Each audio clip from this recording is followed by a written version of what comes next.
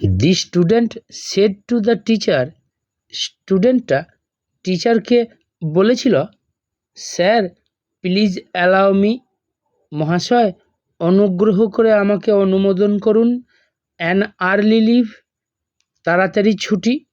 Narration change করতে হবে। এখানে স্যার ওয়ার্ডটাকে তুলে দেব এবং প্রথম বসাবো রেসপেক্টিং অ্যাজ স্যার।